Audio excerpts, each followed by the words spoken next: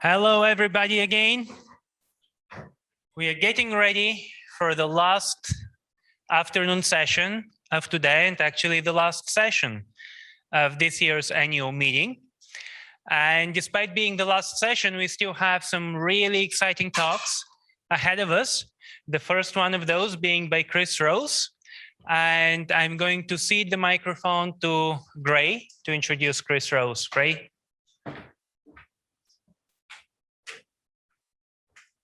Chris Rose is a principal scientist at Genentech as part of the microchemistry, lipidomics, and proteomics division.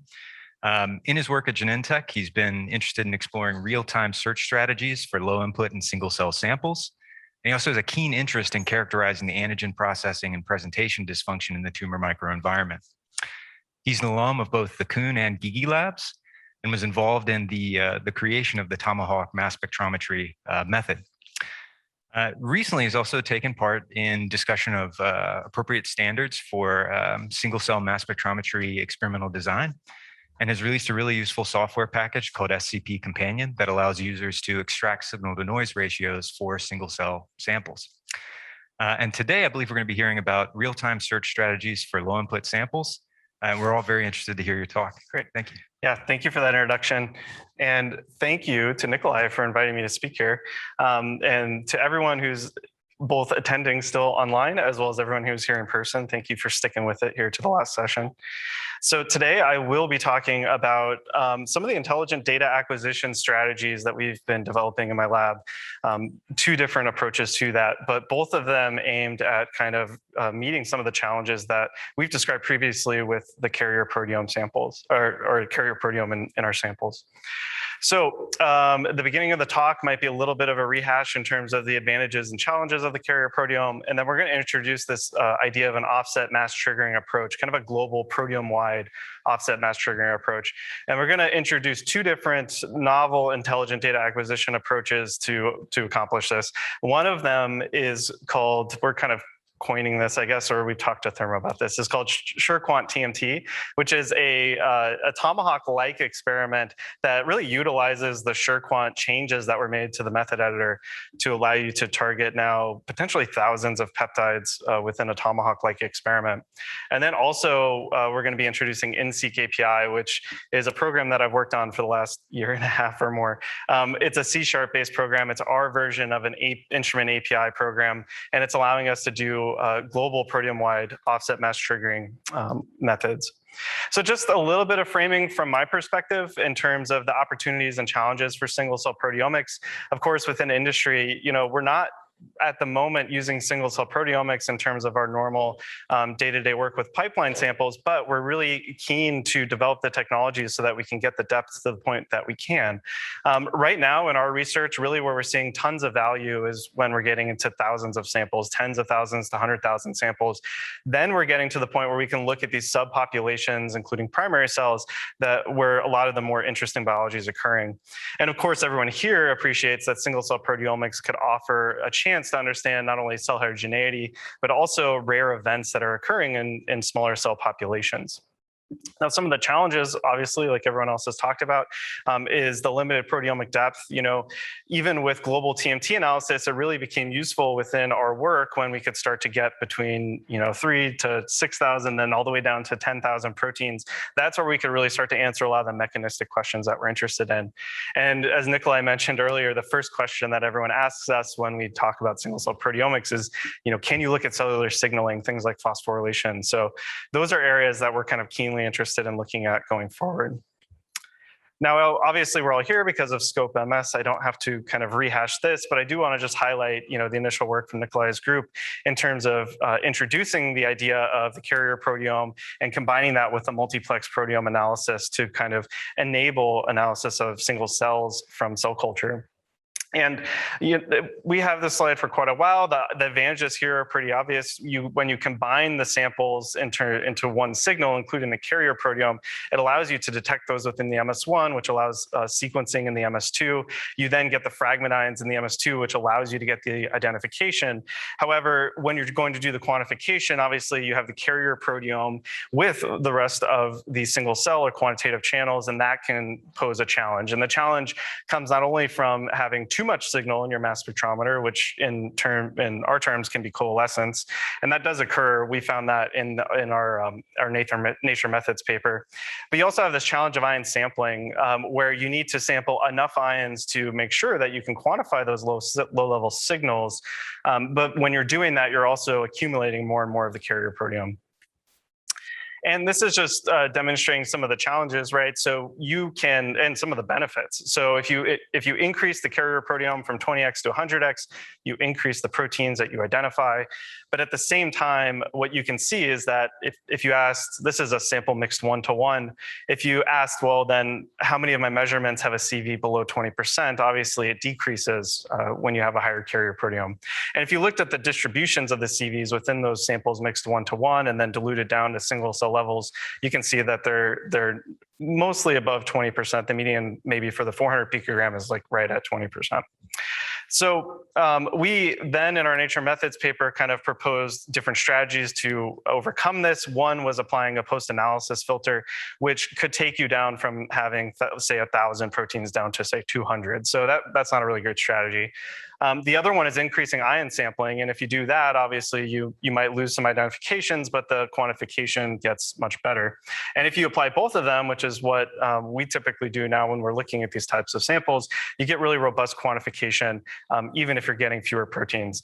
And the robust quantification for us is really important because we want to make sure if we are going to be trying to do analysis of kind of mechanisms at the single cell level, we'd like to be able to trust the various protein measurements that we're getting. So knowing that the majority of our data is kind of high quality and has low variance is important. So with all that being said, this is the carrier proteome kind of paradigm then, right? You have the inclusion of this carrier proteome and it's within your isotopic cluster. When you isolate the peptide, the carrier proteome comes along with it. And injecting more of the carrier proteome ions or to enable quantification at the low level ions, you necessitate injecting more carrier. So we wanted to kind of turn that on its head. And this is actually something that I proposed at the very first single cell proteomic conference here in Boston in 2018. And this was the idea of offset mass triggering. And here, instead of putting the carrier proteome within the same isotopic cluster, within the same TMT, say 10-plex, you could label the carrier proteome with a tag that gives you an offset mass. And in this sense, you could then do the same MS1 analysis, right, where you can see the peak and then choose that peak for MS2 analysis and do the identification solely on the carrier. And then when you go to do, say, an FTMS2, you could then shift the window and do it on your endogenous peptides. The benefit of this is that when you go to select those endogenous peptides, the majority of the signal should belong to kind of the single cells or the quantitative channels. And presumably you're going to get, if you did an MS2, some sort of interference basically, right, from other carrier proteome peptides that might be around. So you might see a little bit of signal from your carrier. The offset masses here typically have a reporter ion that's higher than the TMT masses where you do quantification. But the benefit of this is that we're removing, right, this carrier proteome from the endogenous proteome, so that if we inject more ions here from the endogenous window, the longer we inject, the more endogenous peptides we're getting without increasing the amount of peptides from the carrier proteome itself. And our idea was that this might be a path towards using higher carrier proteome levels without the impact of the carrier proteome, and that's what we're going to test today. So to do this, we wanted to take two different approaches. One was kind of one that was just straight off of the work that I had done in Steve Gigi's lab developing Tomahawk. So it was, can we take that method and just apply it to a single cell level and see what the results were. The other one was to rethink how we might do online identification, and that would be taking advantage of the work that came out of Steve Gigi's group, particularly the work that Devin Schweppe did with Jimmy Ang, and use Comet in real time to do real-time database search to enable this type of method. So first, I'll talk about the SureQuant TMT story. So if you don't know what Tomahawk is a method to combine both sample and peptide multiplexing. And the idea is that you could take synthetic peptides, label them with a chemical tag that has the same structure as, say, TMT, but different mass. In this case, I'm showing TMT0, which doesn't have any heavy isotopes, so it's 5 Daltons lighter. Now, if you spike this in at an appreciable level with synthetic peptides, you can use that trigger peptide to tell you when a peptide is eluting, and then once you find it, you can then go select and can kind of search for the target peptides of interest. This is particularly important if the peptides aren't detected. In that case, you can still go and kind of dig them out of the noise. Now, that type of approach had been used previously with internal standard PRM, so it was just kind of the multiplexification of internal standard PRM, if you will. Now, this was a very sensitive method. We showed that you can get most of the proteins you might quantify from a fractionated analysis and an unfractionated analysis. The challenge was that the initial implementation was written within the instrument code, which obviously couldn't be disseminated. And then when we did write a method editor version of Tomahawk, it was limited to 100 peptides for reasons I'll get to in a second. So just as a proof of principle, this is data I presented in 2019 at a couple different conferences. We took a Pierce retention time calibration mixture. We labeled it up 1-to-1. We labeled one of the samples had a carrier channel at 126. The other one used now super heavy TMT, which actually puts the carrier proteome on the right-hand side of the cluster. And there was a great paper out from the Gigi lab explaining why this is a good idea with TMT Pro SH. So I suggest you check that out. Here we did also carrier levels 5, 25, 100, and 400x. And the idea here was just to see if the idea was right that we could get more signal from our TMT 10-plex here when the carrier proteome was offset. So for this analysis, we did kind of the just FTMS2 here for the normal scope MS workflow. And for Tomahawk, we just did the normal Tomahawk workflow, which was a sequence event on the trigger ion. This is an FTMS2. We use the targeted mass trigger to then trigger an offset MS2, and then we did an MS3. And when you look at that, you can see that the total signal to noise for scope stays the same, which is really not too surprising, right? Because as the carrier goes up, we're actually keeping the AGC the same, so we're seeing the same signal. Tomahawk goes down, but if you look at the quantitative channels, so excluding the carrier now, you can see that we're actually maintaining much more signal within our quantitative channels than we do with scope MS. So this was just kind of the first inkling that we might want to kind of keep going with this. But the real challenge at this point was that you can't do this proteome wide with the method I'm showing you right now. Again, it's limited to 100 peptides. So that's where we were. We believed at the time, and as we're kind of going through this, right, that offset mass carrier proteome could shift the problem back to more of a sensitivity, purity, and speed problem, more than having the challenges associated with the carrier proteome that we described in our Nature Methods paper. But again, the limitation, right? How do you get above that? So why is there a limitation? And this might be a little technical, but for the mass spec people out there, I think you'll find it interesting. The limitation is there because of the complexity of the Tomahawk method. Really, to do the method, you need 3 different targeted mass lists. You have to have the precursor target mass list. You have a trigger mass list, which is the fragment ions of in this case would be the carrier, but of your internal standard. And then you also have the targeted peptide masses of your actual endogenous peptides. But each peptide needs one of these. So what happens is that when you look at a full method, if you had 100 peptides, you'd have to have 100 of these different nodes. And it gets to the point where you actually can't load it on the instrument anymore. So this was actually addressed in a method called SureQuant. So I'm actually showing a paper here from the Forrest White lab, but there was a change made to the method editor to enable this SureQuant method. And it's very similar to what I described for Tomahawk. You have an internal standard. You use that when you do this online identification event, peak counting basically in the FTMS. Once you identify peptide online, then you can do this quantitation scan that's longer, right? And by doing this, they introduced this feature known as group ID into the method editor. And we went ahead and applied that then to Tomahawk. And by doing so, it's a slightly different method construction. So in this case, maybe we'll call it SureQuant TMT.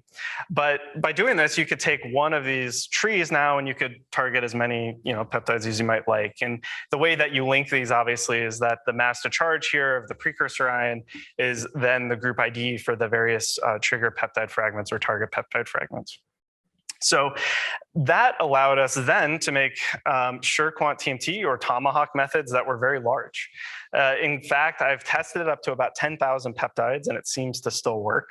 And as a proof of principle, what we did was we created a sample where we did the offset carrier proteome idea, and we just triggered on the TMT-SH itself.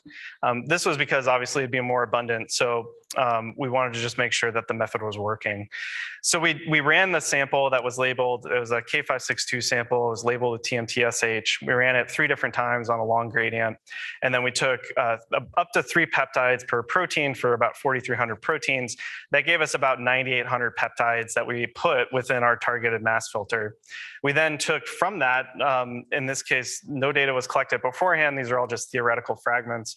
But we took theoretical fragments, about 100,000, and put those on the mass trigger list. And then obviously we took about 70,000 target ions and put them on the SPS target mass filter. And we ran this to see if it would work. And I would like to highlight this is kind of the first time we tried it. And we didn't make any changes to the Tomahawk method whatsoever. So the hope is that we can optimize this much further. But after targeting that many peptides and proteins within a run, we were able to see about 1,000 different peptides from this analysis. For most of these, we're going to have multiple points across the curve because we actually didn't have dynamic exclusion or anything on, mostly because most Tomahawk methods don't. So we got really good quantitation for those 1,000 peptides. And again, we got about 1,000 proteins too from that. And we're looking to then refine this basically further to optimize the sampling and get this deeper to see how many of these 4,000 proteins can we actually get from this type of method. But we also wanted to take that same method and then do the offset mass triggering, right? Like I had talked about. So to do that, we created the actual, as you might see it, kind of SureQuant TMT method and did an analysis of a sample diluted down to single cell levels, in this case, 400 picograms per channel and 100x carrier. And when we did that, this is what the method looks like. So, even though we're looking at about 9,800 peptides, we only have about 10 different nodes, which is much better than if you did it with traditional Tomahawk, you would have about 10,000 trees there and it wouldn't load on the instrument. Again, with the same caveats, very first time we tried it, we got some proteins and peptides, which was nice. Again, we're going to get multiple points across the curve for these because we didn't have dynamic exclusion or anything on. But we're kind of interested to see where this goes. But at the same time, one of the limitations we obviously recognized from this, right, is that it's really reliant on the FTMS2 when we're trying to do the kind of online identification and then trigger the offset mass scan. And that's a limitation that we knew could be overcome by some of the more recent developments in terms of the real-time database searching. So that leads me into my next point, the INSEE KPI. Normal data analysis typically happens, right? When you take a raw data file off the instrument, you put it through your search engine of choice. We've been using Comet and Mascot most of the time. You do some sort of FDR calculation and then you visualize it at the end of the day. We use Spotfire for a lot of our interactive visualizations and it works pretty well.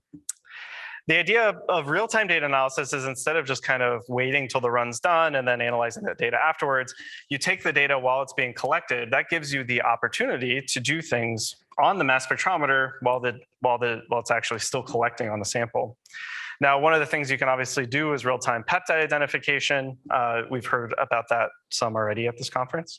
But another thing that you can do if it becomes kind of available enough, right, is you can do these custom data acquisition methods. And that's very akin to what we're doing, what the Man Lab is doing in the Cox group with MaxQuant Live over the years. So intelligent data acquisition has kind of been around for a little while, although I would say it's only till about now that it's really become quite accessible. So back in 2012, there were 2 different methods that had come out. So one of them I'm showing here, I was actually a co-author on from the Kuhn group, and it was called INSEE. And it operated much like the targeted mass trigger works nowadays. We took FTMS scans, and when we found enough peaks, we called a peptide identified, and then would do something new with it. Now, this was written in the instrument, the native instrument code, and it only could target 1,000 peptides or so, and you still needed the FTMS for ID. Now, about 2 months earlier, actually, real-time MaxQuant had come out in MCP, and this was one of the really first kind of deep applications of, data analysis methods applied in real time. And they used the COM object, which was an early version of the API and was notoriously hard to use. But they could actually show you could do database searches, you could do peptide identifications and then trigger new scans. So that was a really nice application of this intelligent data acquisition. They've since morphed that, as you've seen now, to MaxQuant Live, and MaxQuant Live runs off of the same modern API that the program I'll share today does. It's actively being developed, as you've seen with like Nikolai's group. And it works at this point with QE and Exploris, although they say it works with Eclipse now as well as Lumos. So I'd actually be interested to try it because I didn't know that it did. And, I think Erwin talked about this, so I don't know if I have to belabor it. Another area where real-time search helps is with MS3 analysis, because there are many times when we don't identify our ion trap MS2s.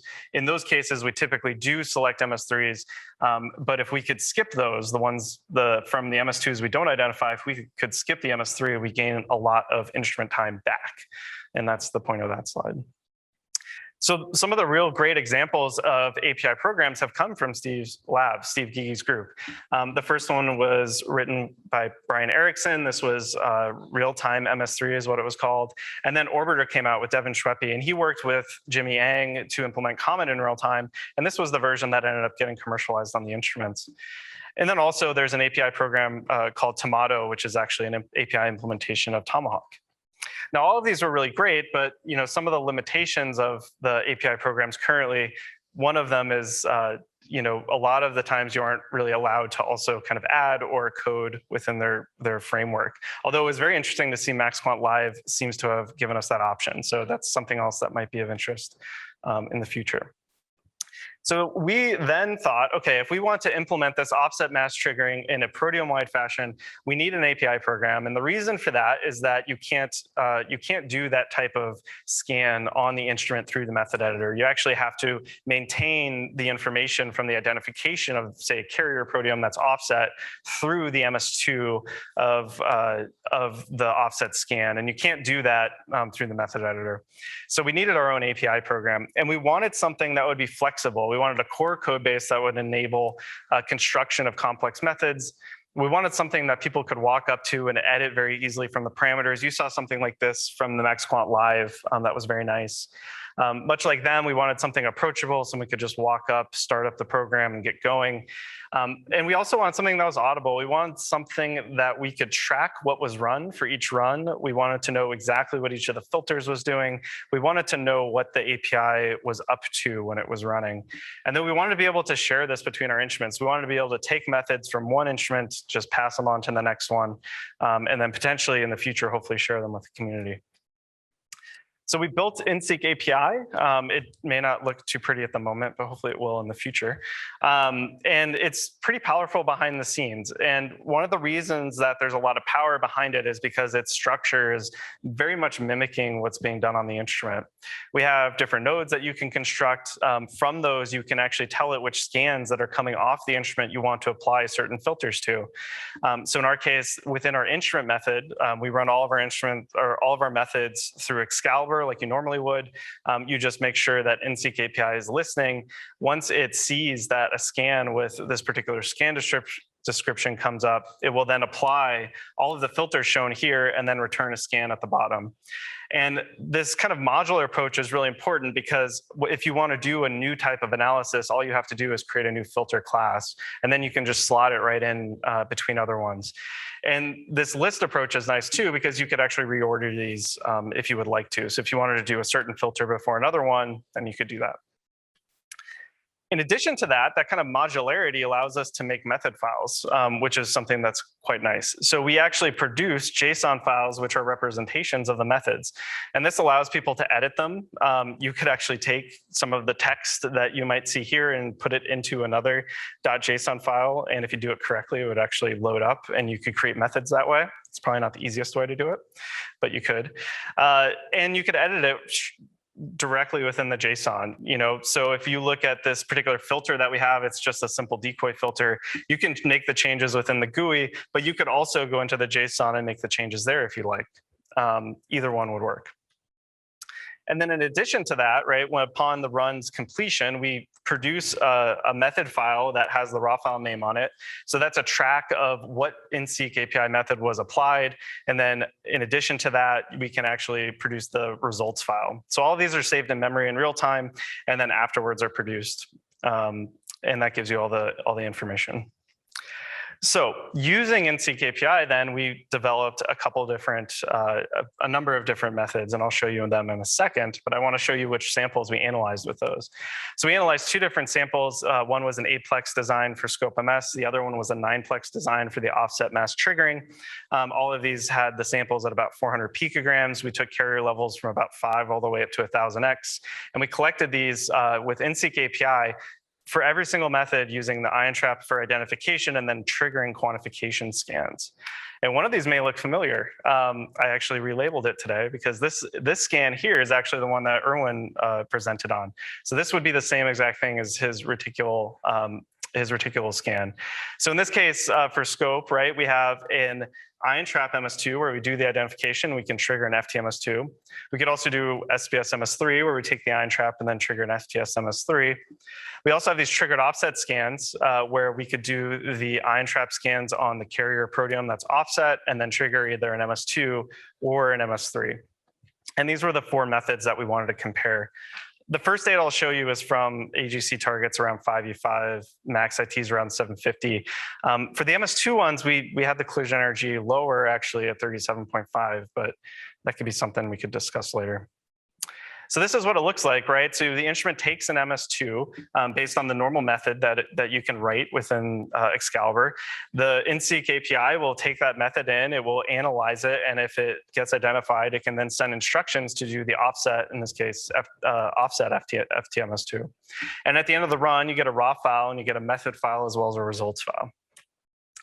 Now, in addition to that, you can kind of get crazier, right? So this is the offset MS3 approach. So now the instrument takes the MS2, that's all it's really doing inside the instrument method. That MS2 goes to in-seq API, we send back an offset MS2. That offset MS2 gets taken by the instrument, it gets sent back to in-seq API. We then apply a different set of criteria, different set of filters, and then we send back the SPS MS3. And these are some of the initial results. And what I wanted to show you first, because one of the major concerns we had was kind of co-isolation of other peptides from this offset carrier proteome. So the first thing I'm showing you is a level of carrier proteome that you might see, and hopefully you can see this. Obviously, as you increase carrier proteome within scope, you're going to see higher levels. If you look at the triggered offset methods, if you look just at FTMS2, I think I'll leave it like this. About 100x carrier, when you're at about 100x carrier, you start to see some being present, and then at 250x, it starts to come up a little bit more. If you use SPS MS3, obviously you get more precursor purity, right? So you get rid of the co-isolation. So you don't see that carrier proteome coming up from what is purely co-isolation at that point as much. And you can start to see that here, right? So it's a little hard to see, but even at 50, you're about equal in terms of the co-isolation. In addition to that, one thing to be aware of is that these super heavy containing tags actually push the interference not only into the kind of the next channel, which in this case might be, TMT131N or 131C. It actually puts it in both of them. So we have to kind of get rid of both of those. A couple other things to highlight, right? One is that we're still seeing this creep up of the 128C within the scope MS experiments, which has troubled us in the past. Interestingly enough, you don't see that with the SPS MS3, which could be due just because the intensities are lower, or it could be due to the fact that this has something to do with interference. Not quite sure about that yet. But you can see also here that we had actually put a sample in this channel, and we ended up not using it for quantitation because we're getting too much interference from the light isotopes in this case of the heavy tag. Okay.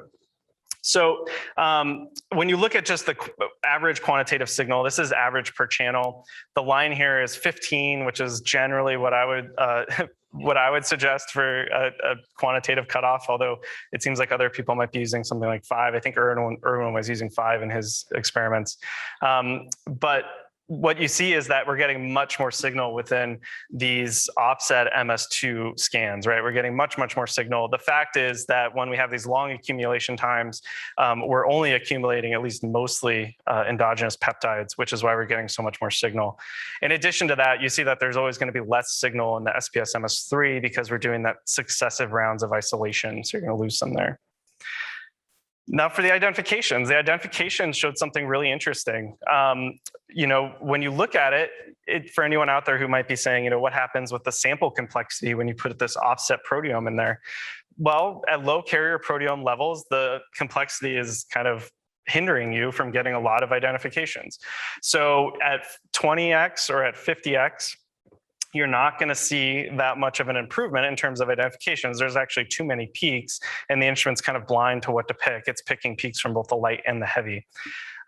But if you start to increase the carrier proteome enough, what you start to see is that you actually get more or less a plateau in terms of the number of proteins that you're able to quantify. Now, this is because once the carrier proteome gets to a certain level, in this case, for these samples, it's somewhere around 100x, you're really only seeing the carrier proteome mostly. So the instrument's really only picking ions from the carrier proteome. And obviously you see here, the number of peptides you quantify more or less stays the same, although as I'll show you, quantitative, the variance actually increases on your measurement, but the number of peptides stays roughly the same. Whereas when you increase carrier proteomes with scope, right, even at what we're doing here, very long injection times, we're seeing decreases in terms of the quantitative signal to noise, which is causing us to get fewer quantified peptides. So that was a very interesting result for us. And again, you see with SPS MS3, because there's more scans we need to take, we're actually getting fewer proteins quantified there. This was the variance I was talking about. You can see at these long injection times, we're actually getting lower variance with our offset triggering method than we are with the scope method, which we would assume because we know that we're getting more signal within those scans.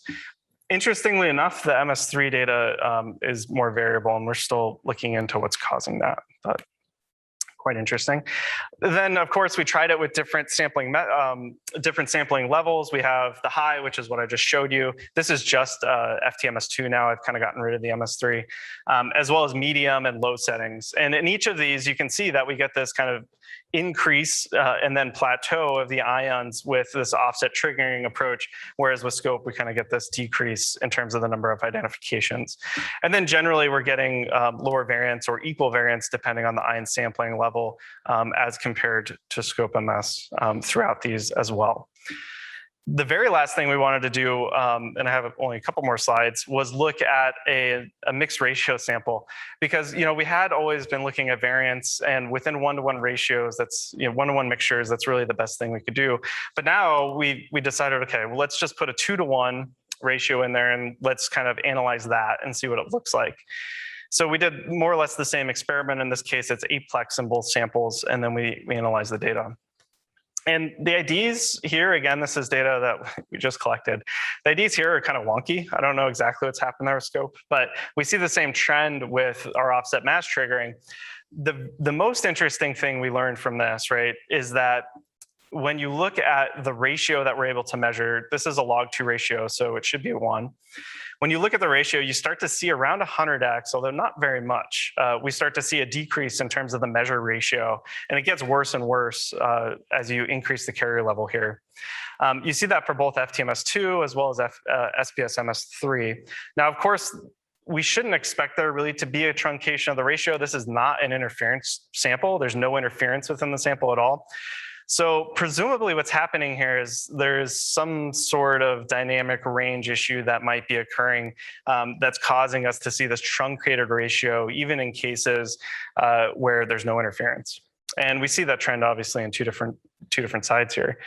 Now, if you look at the offset triggering approach, right, you can see that we don't really get that. We see a relatively stable ratio being measured, a relatively stable distribution of the ratios, regardless of the carrier proteome level.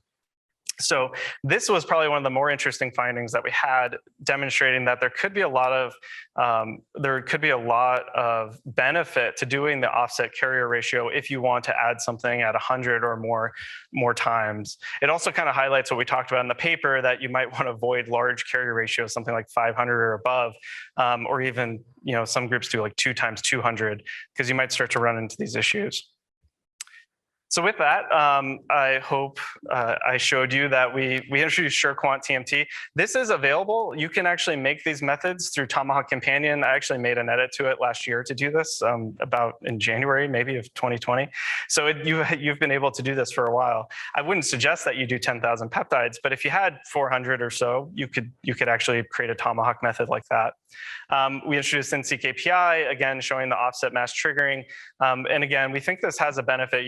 We aren't really seeing a large increase in terms of the numbers of proteins that we're able to quantify. Whoops. I think you can still hear me, and that was my last slide anyway, because the Wi-Fi went out. But we did see better quantitative accuracy in the mixed ratio sample, which we like. And I do want to thank, from my group, Tommy Chung, who is the one who helped out with a lot of these experiments. And with that, I thank you for your time.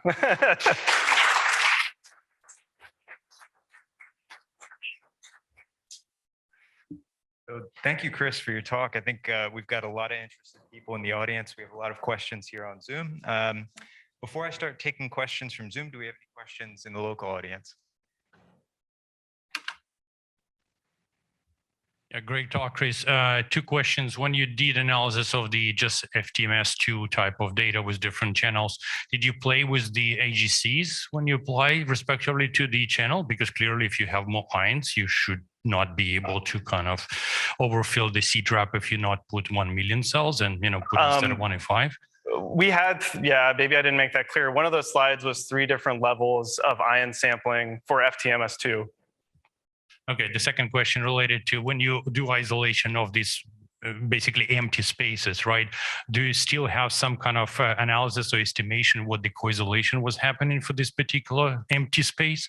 Or did you just relate to the co-isolation of this offset TMT? Or no analysis, just not sure.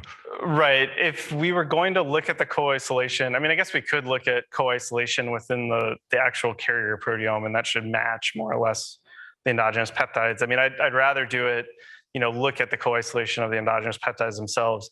The answer is, to date, we haven't looked at it really at all, right? So yeah, that's just when you will look at it, it would be interesting to see what happens if you just have co-isolation on the carrier proteome, right, 5 Daltons away, and then it happens to be the normal peptide right at that place. What then will happen? Yeah, one of the things we haven't applied to this method yet, but we have to others, is implementing the precursor, I forget what they call it, precursor fit filter, which does actually look more or less at precursor isolation specificity, and setting that up so that we could use APD, we could assign charge states to all the peaks, but then we could also not select things that are generally going to be co-isolated with. If we set up that filter on the instrument, it's possible that we could reduce some of the effects of co-isolation as well. Yeah.